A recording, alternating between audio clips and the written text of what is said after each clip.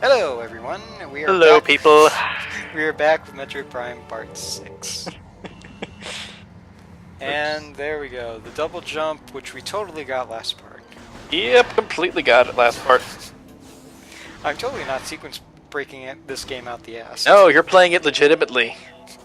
Well, in all honesty, I am still playing it legitimately. I just happen to know tricks that make things much more streamlined. Because that's kind of one of... I've actually seen like one comment, like it was on like a comment to like a 100% speedrun of Metroid Prime. Also, what do you know? Well, actually Metroid Prime 2, but still same thing.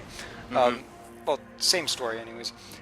Basically, one of the persons was bitching about the 100%, saying that it's not 100% unless you've killed every enemy, scan every single thing, and get all the items. And I'm going like, okay, even I'm not gonna do that. I mean, if it's on anything except the first playthrough, I'm not gonna be like a raging klepto and scan every single thing in the room and kill every single enemy. That's gonna like bring the playtime for this game up to like 10 hours, probably more. It's ridiculous. I mean, I really feel and bad. I have done that, by the way. I have done that. I can tell you for sure that it is not fun when you play that way. I feel bad for the people that like actually think that's 100% and play 100% runs like that. Because I'm just like, for God's sake, what the hell? Yes. Samus loves to dip inside the lava. Apparently. Because the thing is that I am very reckless. I can be very reckless in this run. If it is faster, I'm going to take that route. So basically, if I can run through lava quickly, then fine, I'll do it. If I have the energy for it, I'll do it. It's a style of play that has helped me tremendously when it comes to just doing the game quickly. Mm-hmm. I just wasn't expecting that. Nobody expects it. Also, in Super Metroid, you can actually, there's something called damage boosting. Basically, if you hit an enemy and you flick the opposite direction, you will have Samus fly across the room.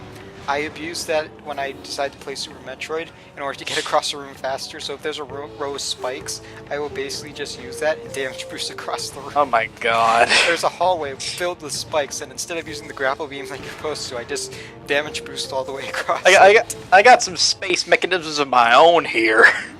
It's funny, and it makes things go by faster. See, guys, Samus totally hurt. See, Samus has been hurting herself since the beginning. Yes, exactly. You just never noticed it. Metroid Other M's cutscene, though, it doesn't make any sense, but I can understand it from a gameplay perspective why Samus would run through a heat area without the barrier suit. I can understand because it's interesting from a gameplay perspective, but doesn't make any sense with the story. God. And authorization doesn't make any sense. God.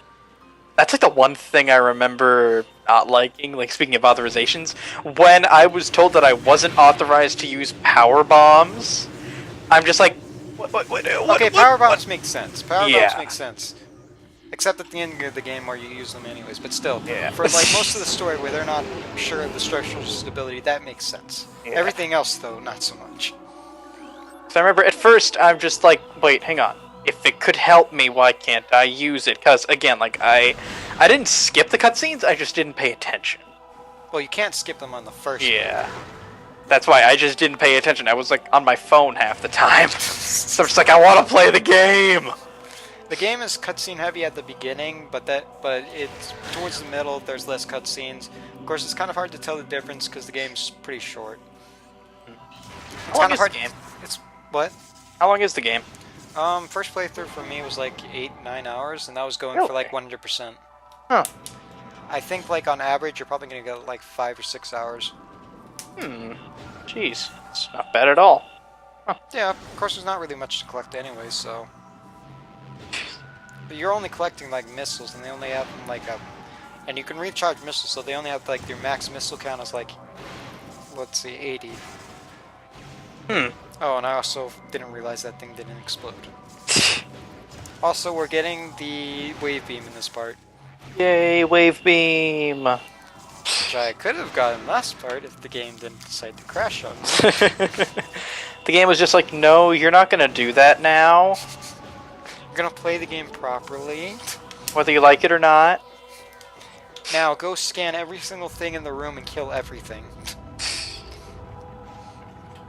That is like the biggest nope moment ever. It's just like, yeah, screw you. Pretty much. Once I these realized things that I could instead. get away with that in Metroid games, because I didn't realize that I could just do that until I watched like Metroid Prime commentary by Brain Scratch Comms. And then I realized, because he was basically playing through the game and he's just skipping through all the enemies and it made him go so much faster, I go like, why didn't I think of doing that? I could have saved myself so much time on this game if I just ignored everything. And so that's now sort of the style of play that I have with Metroid games in general. If I can skip it and ignore it, I'm going to do so. If it's going to be a pain in my ass, it's going to die. Well, I think this thing is going to be a pain in your ass. So is it going to die? Yeah, it's going to die, actually. Because this guy is really easy. Well, guy or girl, I don't know. Hey, It's very easy to get it until it's stuck in a loop. Is it? Yeah, watch. Oh my god. Yeah, if you stand right in front of it, it's always going to do an attack. And then do that. That's ridiculous. Ah, exploitable possibilities. And there we go, dead.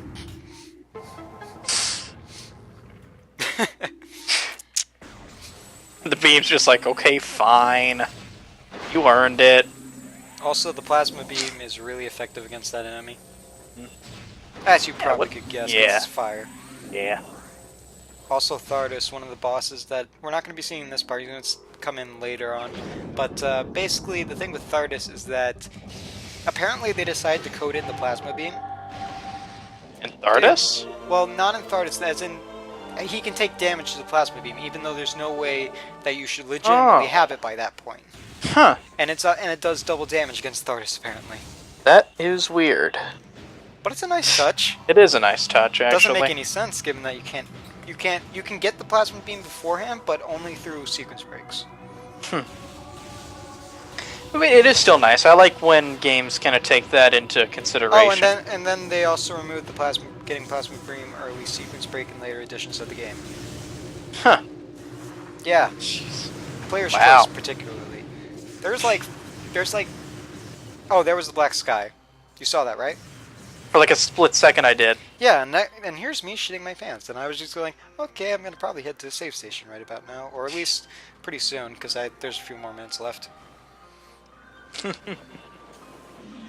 actually had I'm pretty sure I had a mini debate with myself, going, should I save now, or should I just try to fill out the part just a few minutes more?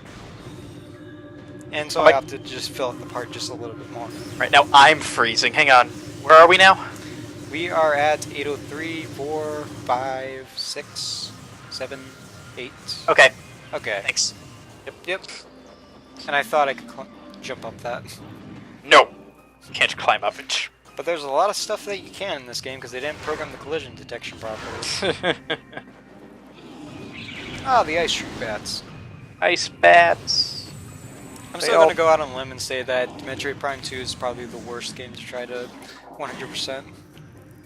Really? What's the worst part about it? There's a dark world and a light world, so there's already that issue. Mm-hmm. So technically the item humming sound, you could completely skip it because you're not in the right world.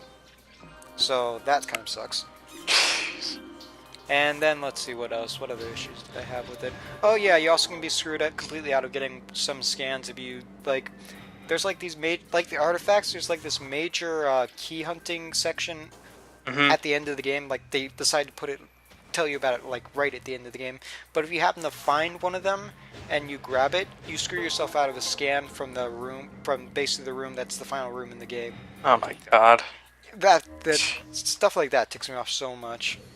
It's just like, why? I feel like they went out of their way to make that game tedious to 100%.